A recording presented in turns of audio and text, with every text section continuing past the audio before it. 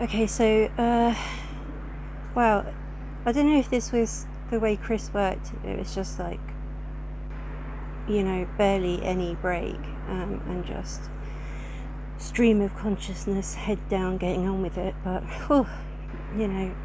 I'm exhausted again. But, this is the way he wants to do it, so this is the way we will do it. I decided next to look at Mr. and Mrs. Karianis, his parents-in-law. It's interesting. Let's start with his father-in-law, who I believe is deceased. He says he feels like he was sacrificed.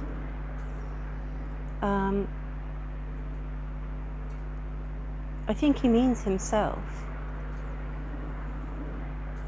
in relation to his father-in-law. And then he asks him, have you found redemption? So, yeah, I think he's questioning his morals and so on. But I think his father-in-law must have claimed to be a very religious man, and Chris had his beliefs also. So I think this is where it's coming from. It's almost like a challenge, or he has questions, for him. He says on a positive note, there were times when he seemed to be a practical man who could work fairly hard, and he admired anyone that was down to earth like that. He says resurrection. There's a feeling like people, these figures standing round this light as it ascends.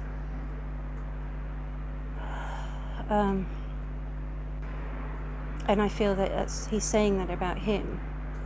He's the resurrection. So then he goes on to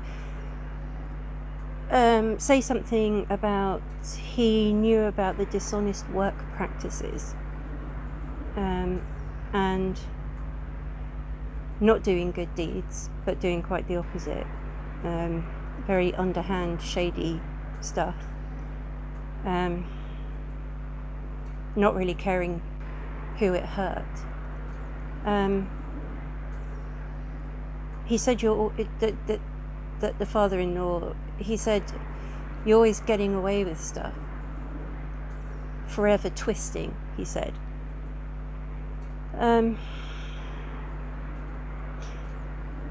He says that you, or I guess you're deceased as well now. He said that his father-in-law was the one to organise the jobs, meaning, I guess, whatever illegal activity was being planned out. He always organised it, and he had a supply coming from prison. There was a guy who got out, had enough time to give him a shotgun before he went back to prison. But yeah, that's what he wanted everyone to know. Yeah, it's not good. And we move on to his mother-in-law. He said she was linked to everything, and even physically, she was just there, everywhere, all the time. It was pretty unnatural. It was almost like he had to be married to her too. And I think she sometimes felt that, not even living vicariously through Vicky, but sort of being like an identical twin, and then feeling that she had some right over her like that. and Vicky just goes with it. Now, he said there's going to be a change, a sudden change. It'll feel like almost like an emergency situation for his mother-in-law. He said, don't run from the truth. He says she's been thinking about something, about saying something, and he says, just do it, get it off your chest, do it. I've been thinking about it, just do it, and if you're not going to do it, then drop it. He mentioned a shop. I feel that there's shop fronts, if you know what I mean, and also buildings that are actually multi-purpose for, not always what they appear to be on the outside, but sometimes other things going on.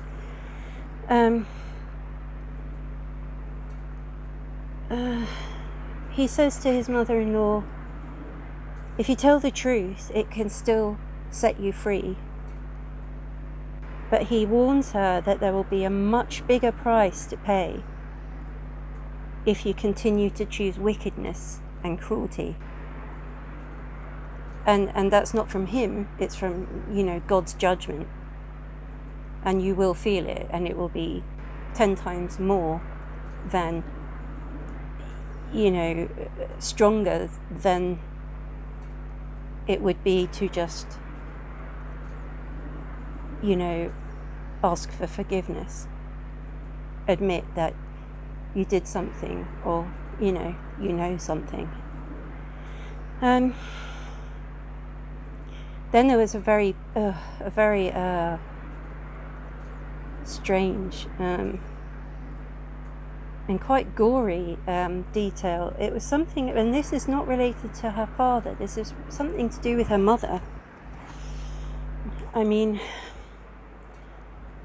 And it was something like some rooms, like a suite or an apartment, something like that.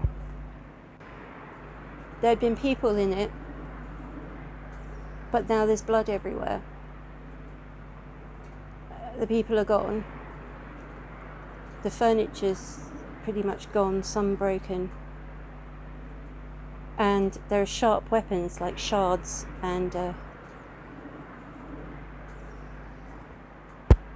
I don't know if they were knives. It seems that there's almost like shards, but they were used as weapons. Maybe that could have been a prison, I don't know, because it's there's not much furniture. There's blood all over the floor. I feel like the floor might be blue.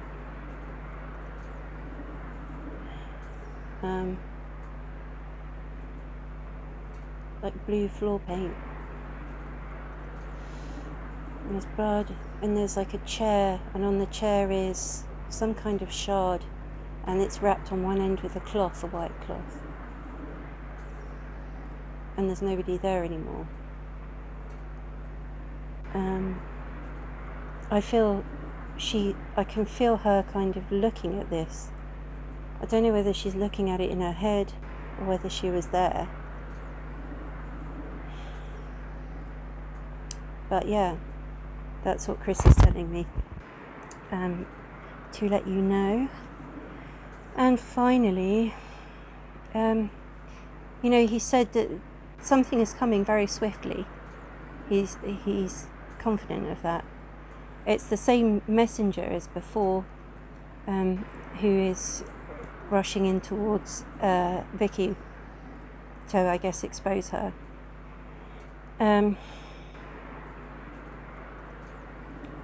Light will be shed on the situation, and you can either admit your part and call a truce, I guess make a plea deal or whatever, because it's coming. And ultimately, the flip side of that, if you decide not to, as he said before, great sorrow. emptiness, not really being able to see your way through a fog of confusion that's going to be sudden, and it's not going to be easy getting your bearings or knowing what to say this time. It's going to be a whole different feel. And, you know, ultimately it's about the truth, and the truth will be known. It'll be known everywhere. And that's what he wants you to know. I believe you're called Tony Karas or Karianis. So that was your message from your son-in-law. Yeah. Only you really know what he's talking about. And I'm going to really have to have a break now. I'll think about possibly doing a couple more. Alright. Thanks everyone.